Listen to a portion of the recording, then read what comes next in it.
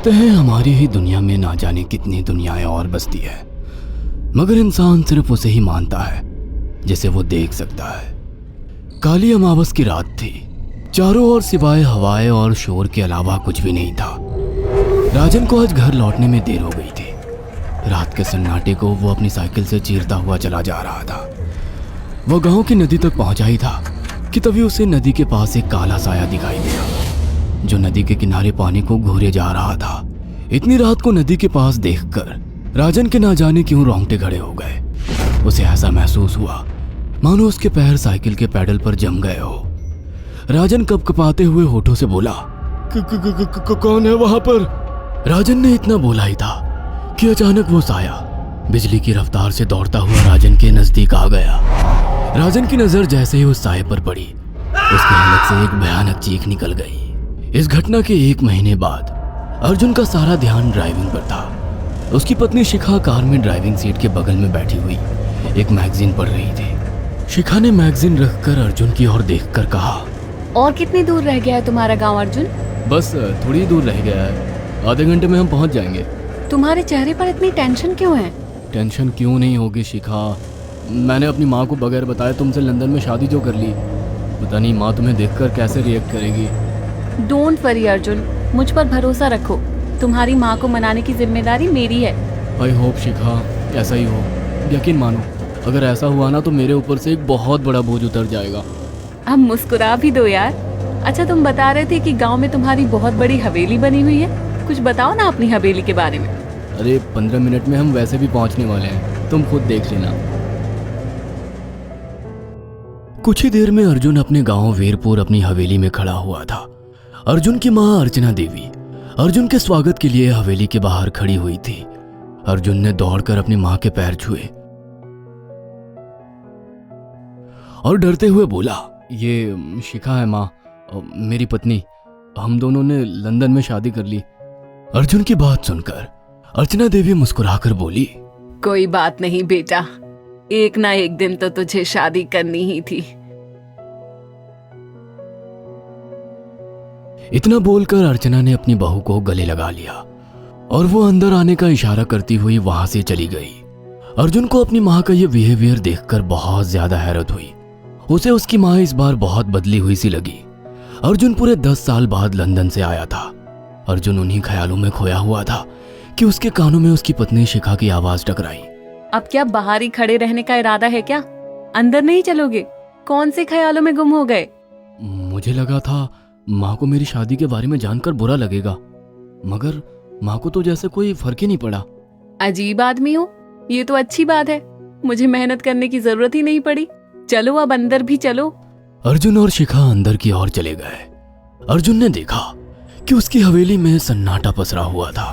उसे याद था कि उसकी हवेली में बहुत सारे नौकर चाकर हुआ करते थे। डाइनिंग टेबल पर डिनर के दौरान अर्जुन अपनी माँ से जो बोला वो सुन उसकी पत्नी शिखा और रहस्यमय अंदाज में मुस्कुराकर लगातार देखे जा रही थी। माँ, हवेली के सारे नौकर कहाँ गए? मैंने सबको छुट्टी दे दी बेटा। लेकिन क्यों माँ, तुम्हें तो काम करने में बहुत ज्यादा तकलीफ होती होगी। नहीं बेटा, मुझे कोई तकलीफ नहीं होती। कुछ वक्त से मुझे सुकून और सन्नाटा अच्छा लगता है। अर्जुन इससे पहले अपनी माँ से कुछ कहता कि उसकी माँ ने उसे बोलने से रोक दिया। अर्जुन चुपचाप खाना खाने लगा। खाने के बाद अर्जुन और शिखा बेडरूम में चले गए। अर्जुन बेड पर सोच में लेटा हुआ था कि अचानक शिखा अर्जुन से लिपट गई और वासना का तूफान अपने चरम पर पहुंच गया था। अचानक शिखा को दरवाजे पर 2 लाल लाल आंखें दिखाई दिए। उसे ऐसा लगा जैसे कि कोई उसे देख रहा हो। शिखा ने तुरंत बेड से उठकर अपने कपड़े पहन लिए। क्या हुआ शिखा? अर्जुन, मुझे ऐसा लगा जैसे कोई हम दोनों को देख रहा हो। पागल हो गई हो क्या? हवेली में सन्नाटा पसरा हुआ है, एक भी नौकर चाकर नहीं है। तुम्हें वहम हुआ होगा।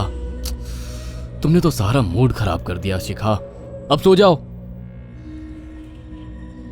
उस रात अर्जुन तो गहरी नींद में सो गया, मगर शिखा की आंखों से नींद कोसों दूर थी।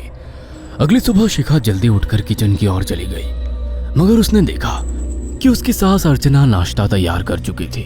माँ, आपने तकलीफ क्यों की? मुझे बुला लेती आप।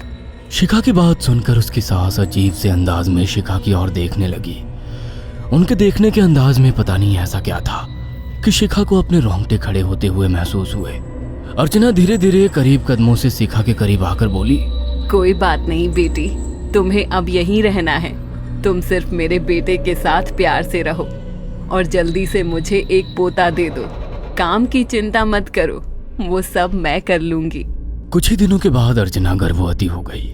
उसे हवेली में रहते हुए 6 महीने से ज्यादा वक्त हो चुका था और इन 6 महीनों में उसने नोट किया कि जब से वो गर्भवती हुई है, उसकी सास अचानक से आकर उसके पेट पर हाथ फेरने लगती और अजीब से अंदाज में उसके पेट को घूरने लगती। शिखा ने तंग आकर अर्जुन से कहा, अर्जुन, मुझे तुम्हारी माँ का बिहेवियर बड़ा अजीब लगता है। तुम्हारी माँ जब देखो मेरे पेट पर आकर हाथ फेरती रहती है। अरे माँ को अपने पोते के आने का बेसब्री से इंतजार है शिखा, इसमें अजीब लगने वाली क्या बात है?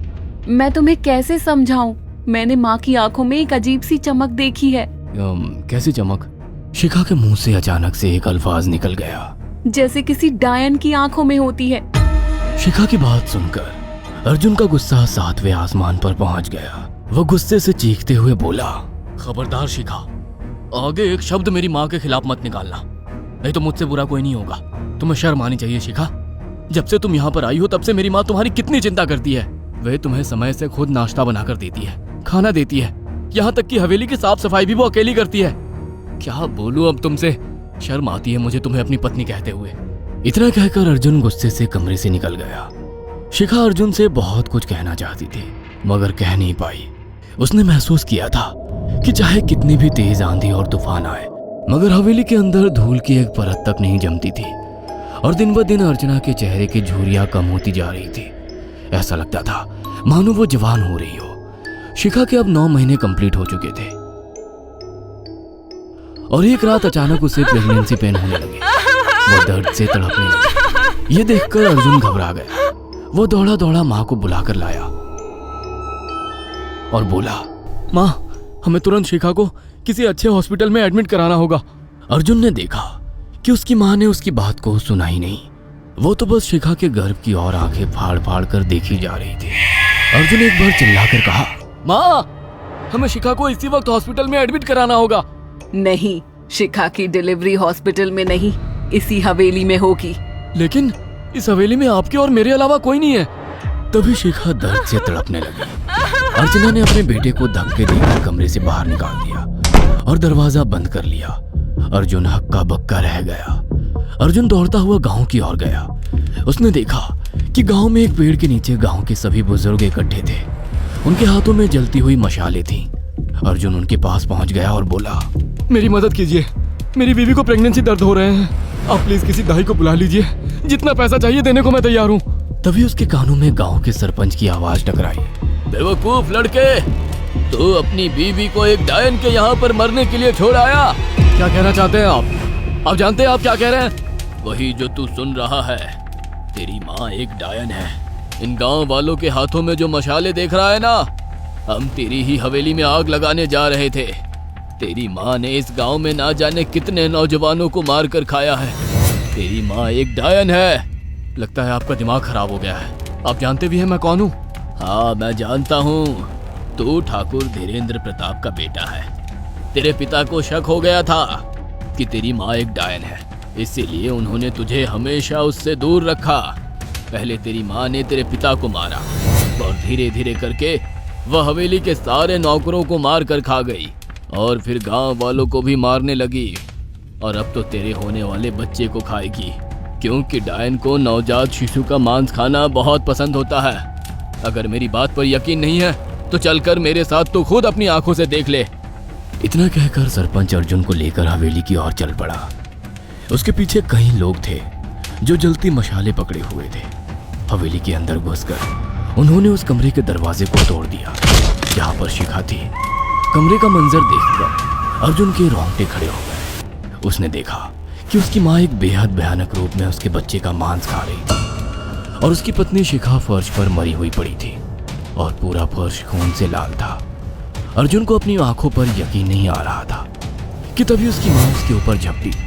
सरपंच ने चीखकर कहा, अरे इस डायन को आग लगा दो, जिंदा जला दो इसे और साथ ही साथ इस हवेली को भी। सभी लोगों ने जलती हुई मशाले डायन के ऊपर फेंक दी।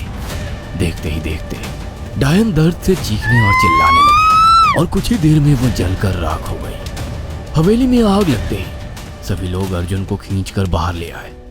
अगले दिन अर्जुन अपनी पत्नी की यादें साथ लेकर आंखों में आंसू लिए दोबारा लंदन वापस चला गया। अगर आपको हमारी ये कहानी पसंद आई हो तो इसे लाइक और शेयर करना ना भूलें। साथ ही ऐसी और नई कहानियों के अपडेट्स पाने के लिए हमारे चैनल अक्षु टीवी को जरूर सब्सक्राइब करें।